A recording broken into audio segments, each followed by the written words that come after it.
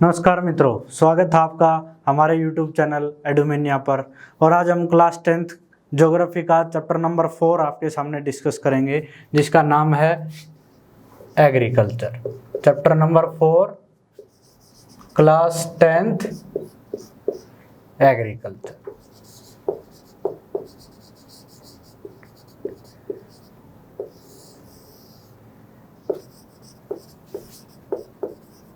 कृषि।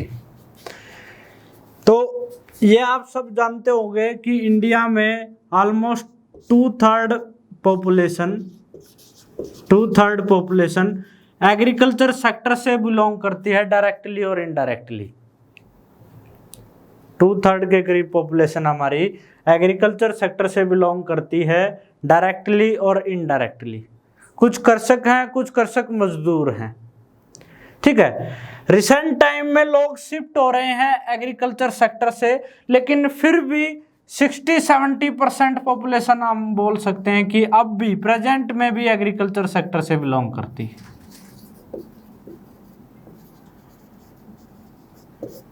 ठीक है, आज जो हमारा चैप्टर है इसमें हम different types of agriculture practice के बारे में पढ़ेंगे, जिसमें सबसे पहले हम स्टार्ट करते हैं प्राइमिटिव सब्सिस्टेंस एग्रीकल्चर से।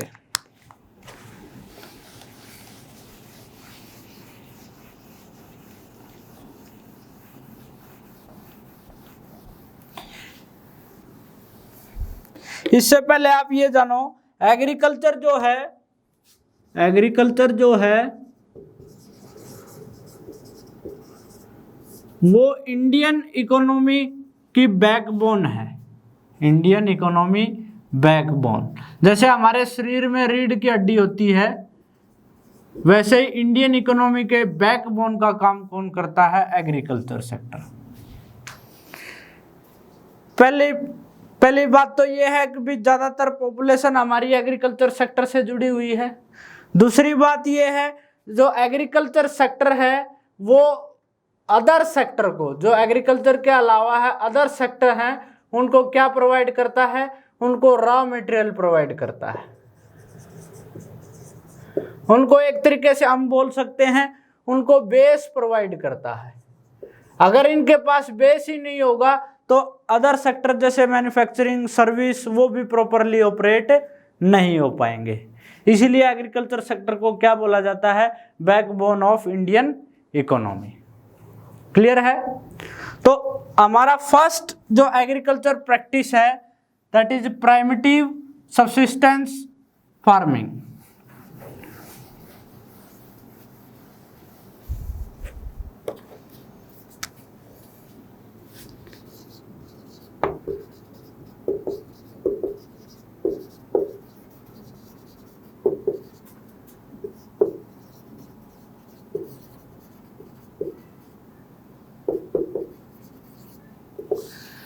सब्सिस्टेंस किसको बोलते हैं?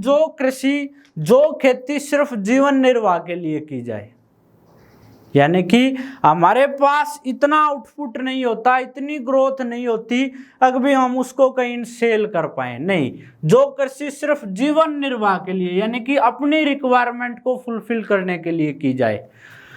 प्राइमिटिव का मतलब होता है पुराने तरीके से।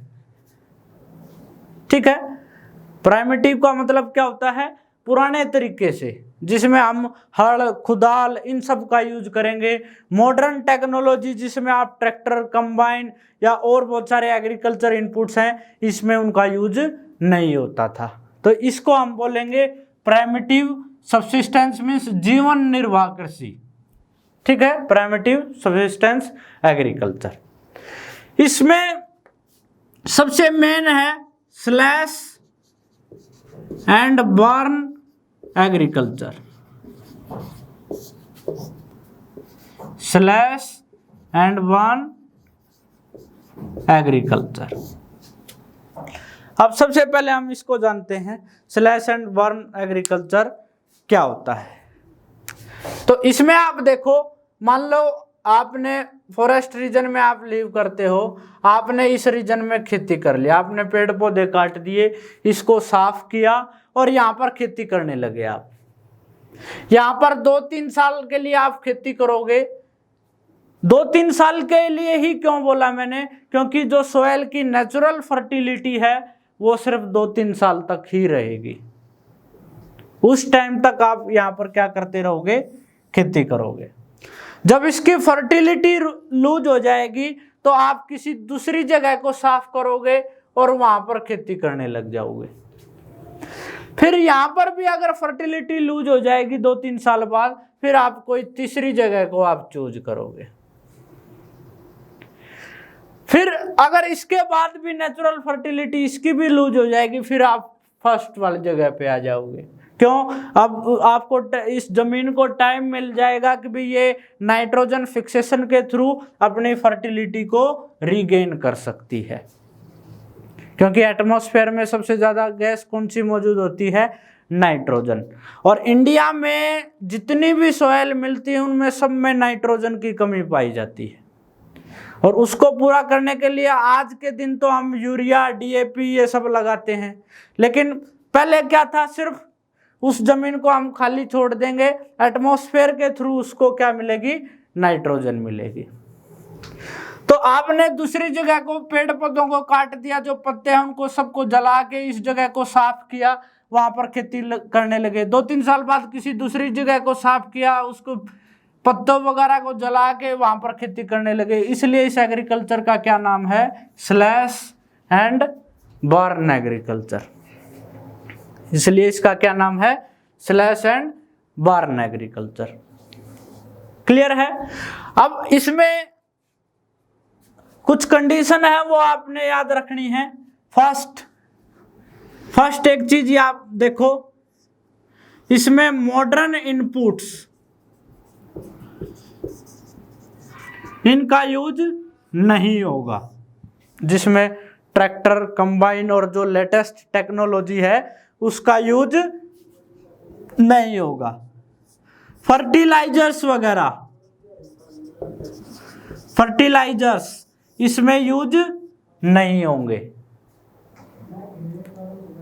ठीक है? अभी मैंने एक पॉइंट आपको बताया था, अभी 2-3 साल बाद जमीन की जो फर्टिलिटी है वो लूज हो जाएगी, प्रोडक्टिविटी भी क्या हो जाएगी, बिल्कुल कम हो जाएगी।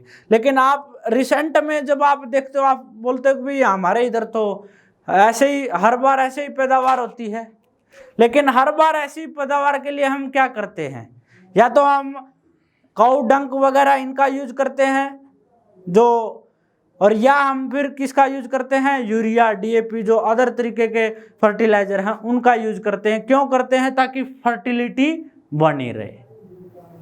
क्लियर है? नेक्स्ट अगर हम बात करें तो इसमें यहां पर प्रोडक्शन क्या होगी, ज्यादा या कम? तो प्रोडक्शन क्या होगी, लो, कम होगी। और प्रोडक्शन कम होती है, इसलिए इसको क्या बोला जाता है, प्राइमिटिव सब्सिस्टेंस, यानी कि सिर्फ जीवन निर्वाह कृषि, सिर्फ फैमिली रिक्वायरमेंट यहां से पूरी हो सकती है। ठीक है?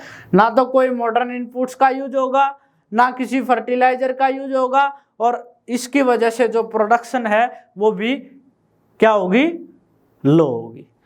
फोर्थ पॉइंट अगर आपसे पूछा जाए तो फोर्थ पॉइंट क्या है, जो एरिया है वो क्या है, एरिया स्मॉल है। स्मॉल एरिया में ये एग्रीकल्चर किया जाएगा। ठीक है? Area small. अब देखो, इतने अगर आप बोलोगे लार्ज एरिया को हम स्लैश एंड बर्न के थ्रू अगर वहां पर एग्रीकल्चर प्रैक्टिस करें तो वो इतना आसान नहीं है, उसको साफ करना, पेड़ों की कटाई करना और फिर वहां पर खेती करना, तो इसलिए सिर्फ स्मॉल एरिया इसमें शामिल किया गया है। तो ये था फर्स्ट जो एग्रीकल्चर प्रैक्टिस है जो पुराने टाइम पे होती थी, that is primitive subsistence farming.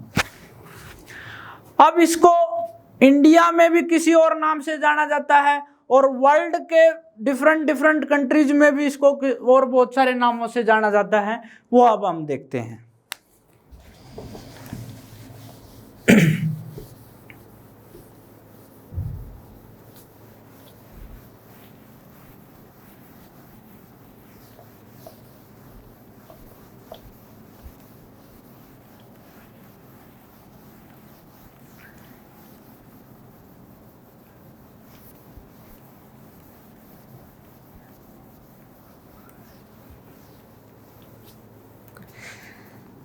अगर हम बात करें नॉर्थ ईस्टर्न इंडिया की,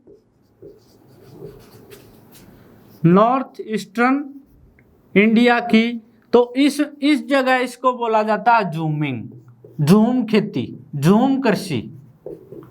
क्या बोला जाता है? झूमिंग। अब देखो रिसेंट जो एग्जाम पैटर्न है उसमें सीबीएसई में 16 मार्क्स के शॉर्ट क्वेश्चन आते हैं, 16 मार्क्स के शॉर्ट क्वेश्चन आते हैं, और इन शॉर्ट क्वेश्चन में एक क्वेश्चन तकरीबन यहां से आता है, तकरीबन यहां से आता है।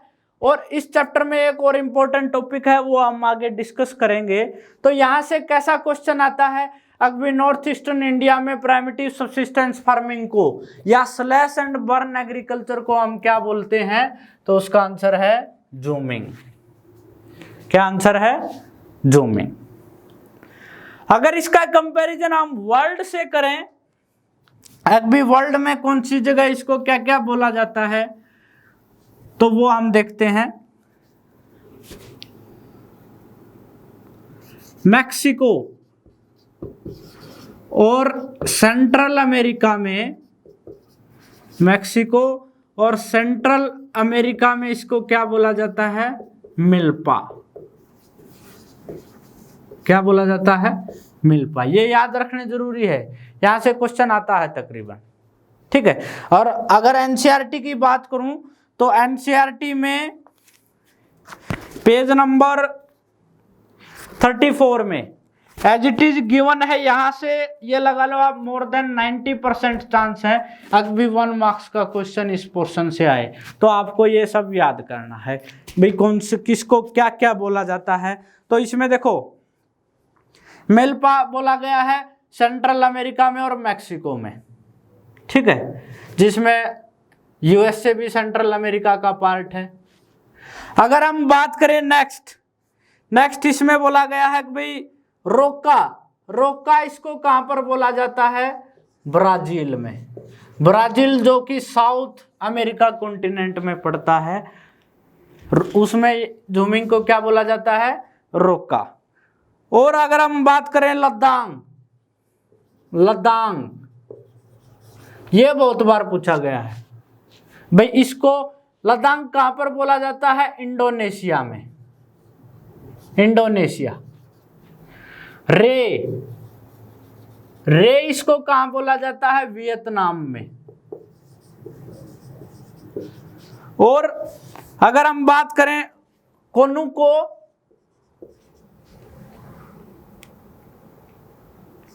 ये इसको वेनेजुएला में बोला जाता है। कहां पर? वेनेजुएला।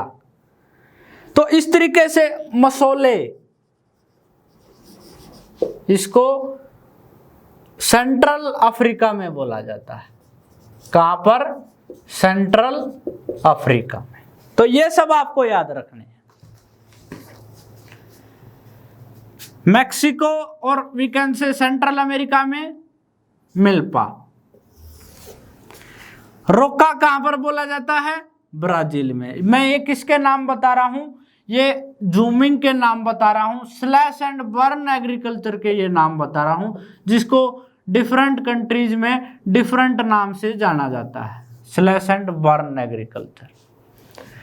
लद्दाख इंडोनेशिया में, रे वियतनाम में, मसोले सेंट्रल अफ्रीका में जो कि मेडिटेरियन सी के पास है, भूमध्य सागर के पास है, और वेनेजुएला कोनू को इसको कहां पर बोला जाता है? वेनेजुएला में।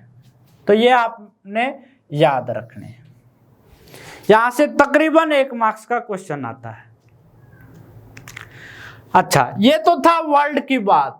नॉर्थ ईस्टर्न स्टेट्स में मैंने आपको बताया कि इसको झूमिंग बोलते हैं। कुछ और स्टेट हैं जिसमें इसको अलग अलग नाम से जाना जाता है, वो भी यहाँ पर गिवन है, इसलिए ये पेज नंबर 34 को आप इंपॉर्टेंट मार्क कर सकते हो।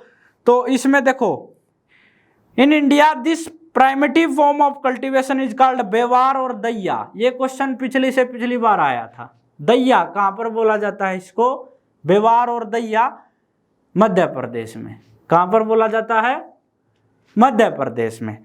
और उसके बाद पोडू और पेंडा इन आंध्र प्रदेश, पमादेवी और कमन और ब्रिंगा इन उड़ीसा, कुमारी इन वेस्टर्न घाट। वेस्टर्न घाट जो, अगर हम वेस्टर्न घाट का पिक्चर बनाए तो यहाँ पर देखो आप, जैसे ये हमारा कोस्टल रीजन है, तो ये वेस्टर्न घाट है। इसमें इसको क्या बोला जाता है? इसमें इसको कुमारी बोला जाता है। क्या बोला जाता है? कुमारी बोला जाता है। Walre and Waltre in south eastern Rajasthan, Khil in Himalayan belt, Kharwa in Jharkhand and jhuming in north eastern region. इसमें आपने सबसे मेन फोकस करना है जो वर्ल्ड में इसको क्या बोला जाता है। भाई मैक्सिमो में इसको क्या बोलते हैं, ब्राजील में इसको क्या बोलते हैं, इंडोनेशिया में इसको क्या बोलते हैं, वियतनाम में इसको क्या बोलते हैं, वेनेजुएला में क्या बोलते हैं, और सेंट्रल अफ्रीका में इसको क्या बोलते हैं। ठीक है। और इंडिया में सिर्फ जो ये दैया मैंने बताया है आपको, जो मध्य प्रदेश में इसको बोला जाता है, ये सबसे इंपॉर्टेंट है, यही पूछा जाता है। क्लियर है यहां तक? चलो नेक्स्ट टॉपिक हम देखते हैं इसमें।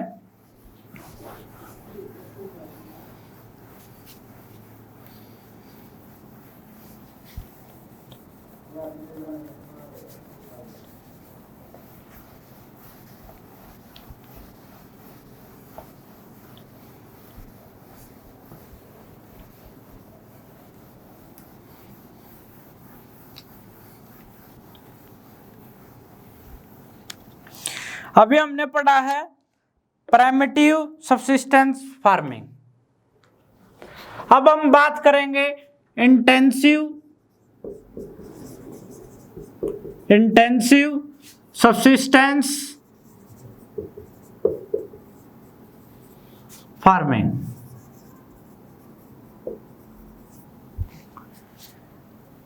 Intensive subsistence farming. अब पहले था जीवन निर्वाह, ये भी क्या है? जीवन निर्वाह कृषि। लेकिन प्राइमिटिव और इंटेंसिव में डिफरेंस क्या है वो हम देखते हैं। तो देखो, जैसे टाइम बढ़ता गया तो हमारे पॉपुलेशन क्या होने लगी? पॉपुलेशन क्या होने लगी? इंक्रीज, बढ़ने लगी। जो एग्रीकल्चर लैंड पे जो प्रेशर है,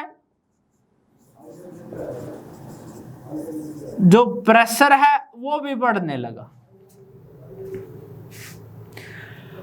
अब पॉपुलेशन बढ़ने लगी, पॉपुलेशन को खाने के लिए ज्यादा चाहिए या कम? ज्यादा चाहिए। लेकिन जमीन तो, जो रिसोर्स है हमारे पास, लैंड एज ए रिसोर्स, वो तो फिक्स है। अब मान ले इंडिया का जो अगर एरिया की बात करें वर्ल्ड का, तो ओनली 2.4% एरिया है वर्ल्ड। ये तो फिक्स है, ये पार्ट क्या है हमारा? फिक्स। लेकिन पॉपुलेशन हमारी बढ़ रही है। लोगों के पास जो जमीन थी, मान ले ये जमीन थी, वो भी जनरेशन वाइज डिवाइड हो रही है। जनरेशन वाइज डिवाइड होके ये क्या हो जाएगी? कम हो जाएगी। तो फिर सब्सिस्टेंस हम कैसे कर पाएंगे? जीवन निर्वाह कैसे कर पाएंगे हम? तो हमने क्या किया? हमने यूज किया टेक्नोलॉजी का। देखो, प्राइमिटिव सब्सिस्टेंस में हमने कोई टेक्नोलॉजी का यूज नहीं किया, लेकिन यहाँ पर हम मॉडर्न टेक्नोलॉजी को बढ़ाएंगे। हम फर्टिलाइजर का यूज करने लग जाएंगे, फर्टिलाइजर का यूज करने लग जाएंगे। हमारा मेन फोकस प्रोडक्टिविटी पे होगा। अगर प्रोडक्टिविटी को बढ़ाया जाए तभी जो पॉपुलेशन बढ़ रही है उसका काम चल सकता है, उसका जीवन निर्वाह हो सकता है। कब? जब हम अपनी प्रोडक्टिविटी को बढ़ाएंगे, जब हम प्रोडक्टिविटी को बढ़ाएंगे। जो इंडिया वाला जो रीजन है वो टोटली तकरीबन इंटेंसिव सब्सिस्टेंस फार्मिंग के उसमें आता है। हमारे इंडिया में 1966 में ग्रीन रिवॉल्यूशन आया। ग्रीन रिवॉल्यूशन आया, इसमें हम क्या करने लगे, HYV seeds, high yielding variety seeds का यूज करने लगे, फर्टिलाइजर, केमिकल इनपुट्स, इन सब का यूज करने लगे, और हमारा फोकस था प्रोडक्टिविटी को बढ़ाना।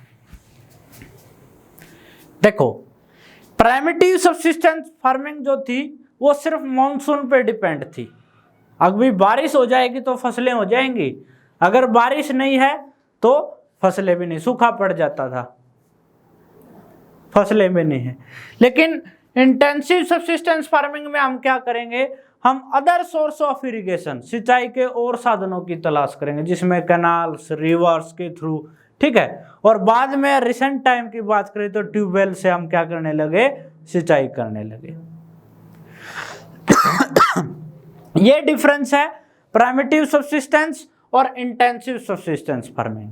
हमें इंटेंसिव सब्सिस्टेंस की जरूरत क्यों पड़ी, क्योंकि पॉपुलेशन बढ़ रही है, पॉपुलेशन बढ़ रही है तो उसको खाने के लिए भी ज़्यादा चाहिए, ज़्यादा चाहिए तो ज़्यादा पैदावार करनी पड़ेगी। कैसे होगी, टेक्नोलॉजी का यूज करो, फर्टिलाइजर का यूज करो, प्रोडक्टिविटी को बढ़ाओ और इरिगेशन फैसिलिटी बढ़ाओ। क्लियर है ये? नेक्स्ट टॉपिक है हमारा कमर्शियल फार्मिंग।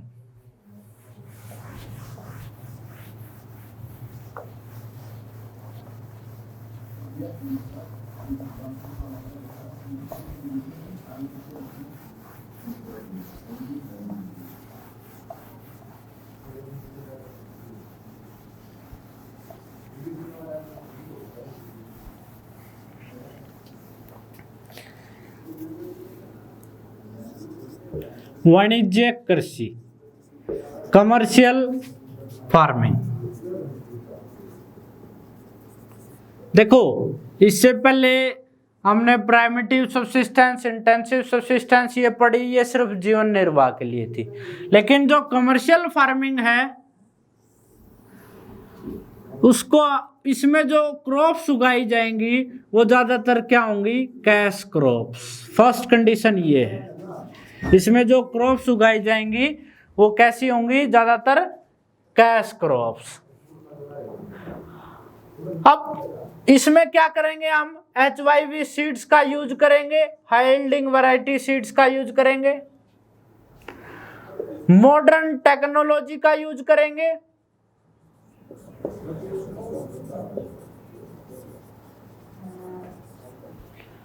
मॉडर्न टेक्नोलॉजी का यूज करेंगे, और इरिगेशन फैसिलिटी को इंप्रूव करने की कोशिश करेंगे।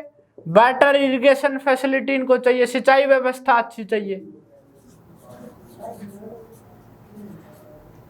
अब जब प्रोडक्टिविटी बढ़ेगी और हमारे पास अपनी रिक्वायरमेंट के बाद भी, अपने रिक्वायरमेंट फुलफिल होने के बाद जो सरप्लस अमाउंट में क्रॉप्स बचती हैं उन्हीं को तो हम सेल कर पाएंगे ना।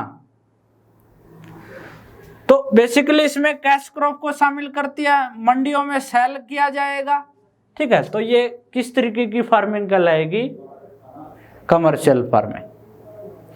अगर बात करें शुरुआत कहां से हुई इंडिया में, तो ज्यादातर तो ब्रिटिश टाइम पीरियड में। आपने चंपारण मूवमेंट पढ़ा होगा, 10th क्लास हिस्ट्री में भी ये टॉपिक है। तो जहां पर गांधी जी ने अपना फर्स्ट मूवमेंट किया था वो किसके लिए था, वो इंडिगो के लिए था। नील की खेती करवा रहे थे अंग्रेज। क्यों करवा रहे थे, क्योंकि ब्रिटेन में इंडस्ट्रियल रिवॉल्यूशन चल रहा था, कॉटन टेक्सटाइल मिल वहां पर लगे थे, पावर लूम वहां पर लगे थे। अब कपड़े बनाए जा रहे हैं, कपड़े को रंग देने के लिए किसका उपयोग कर रहे हैं, नील का। तो इसलिए इसको कहां पर उगा रहे हैं, इंडिया में। किसान क्यों उगा रहे हैं, क्योंकि ये क्या है, एक कैश क्रॉप, उसके बदले डायरेक्ट आपको कैश मिलेगा, आपसे खरीदा जाएगा, ठीक है। लेकिन इसके खिलाफ मूवमेंट हुआ, वो क्यों हुआ, अभी जिस जमीन पर आप 2-3 साल तक इंडिगो की खेती, नील की खेती करोगे तो उसकी प्रोडक्टिविटी बिल्कुल लूज हो जाती थी।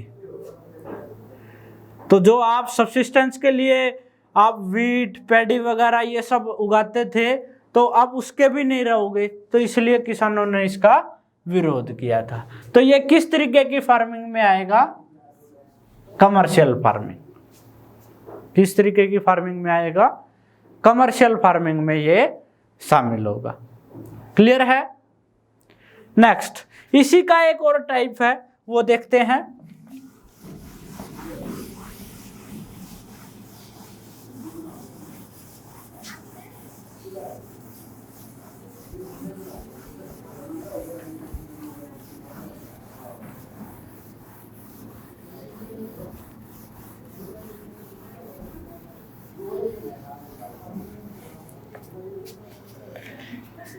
नेक्स्ट है प्लांटेशन एग्रीकल्चर।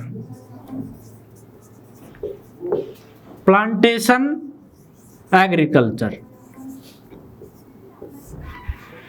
प्लांटेशन एग्रीकल्चर, इसको मैं शॉर्ट फॉर्म में PA बोल रहा हूं। Plantation agriculture is a part of commercial farming, is a part of commercial farming. अगर एरिया की बात करें तो एरिया क्या होगा? कम होगा या ज्यादा? लार्ज स्केल पे इनका प्रोडक्शन होगा, लार्ज स्केल और लार्ज एरिया। प्लांटेशन एग्रीकल्चर में ज्यादातर कौन सी क्रॉप शामिल करते हैं? हम ज्यादातर कैश क्रॉप्स को हम शामिल करते हैं, ज्यादातर कैश क्रॉप्स को हम शामिल करते हैं। अगर हम बात करें क्रॉप्स की, एग्जांपल आपसे पूछा जाए तो देखो, टी, कॉफी, शुगर केन, रबड़ एक्सेट्रा, बनाना, ये सब किसके एग्जाम्पल हैं? ये प्लांटेशन एग्रीकल्चर के एग्जाम्पल हैं। ठीक है भाई, कैश क्रॉप है, सेल किया जाए। अब लार्ज स्केल पे इसको उगा रहे हैं, क्यों उगा रहे हैं? ताकि इससे ज़्यादा से ज़्यादा फायदा उठाया जा सके, इसको मंडियों में सेल किया जा सके। तो जो टेक्नोलॉजी है इसमें, टेक्नोलॉजी हाई टेक्नोलॉजी का यूज किया जाएगा। टेक्नोलॉजी क्या होगी? और we can say modern inputs का इसमें यूज किया जाएगा। जो सब्सिस्टेंस एग्रीकल्चर है, प्राइमिटिव और इंटेंसिव सब्सिस्टेंस फार्मिंग, उसमें आप क्या करते थे? जो घरेलू मजदूर होते हैं, अपने घर के जो व्यक्ति हैं, वो खेत में काम करते थे। क्यों करते थे? क्योंकि एरिया उनके पास क्या था? स्मॉल था। लेकिन यहां पर एरिया क्या है? ज्यादा है। ज्यादा है तो इसमें माइग्रेटेड लेबर का, जो कहीं दूसरे प्रदेशों से आते हैं, माइग्रेटेड लेबर का यूज किया जाएगा। किसका? माइग्रेटेड लेबर का इसमें यूज किया जाएगा। और सबसे मेन कंडीशन इसमें क्या है, वो मैं 1-2 पॉइंट इसमें रफ कर रहा हूं अभी।